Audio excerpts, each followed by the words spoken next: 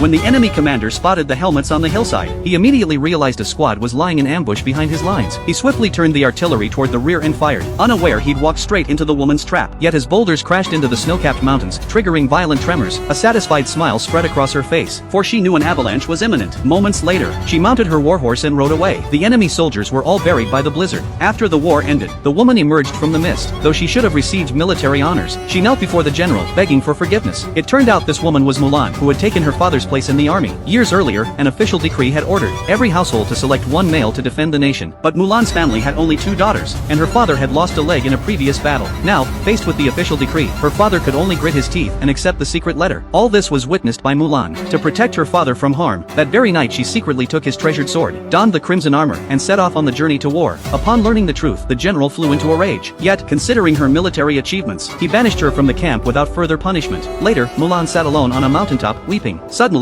a witch appeared before her. She shared her own story with Mulan. It turned out the witch had once been like Mulan, a fierce and skilled warrior, but everyone believed a woman on the battlefield was an utter disgrace. In the end, the witch had no choice but to defect to the enemy, and played the role of the villain. And now she hopes Mulan will join her cause. The witch also told her that the war here is merely a ruse by the enemy. Their true objective is to launch a surprise attack on the imperial capital. Upon hearing this, Mulan immediately refused the witch's offer, and spurred her horse toward the camp. That night, she reported the matter to the general, who refused to believe her. Fortunately, her former comrades chose to support and trust her. Ultimately, the general decided to let Mulan lead them on a nighttime rescue mission. But when they arrived at the imperial palace, they discovered not a single guard remained. Then they fell into the enemy's ambush. Under the general's command, they fought desperately to hold back the enemy forces. Finally, Mulan charged alone into the palace. To her shock,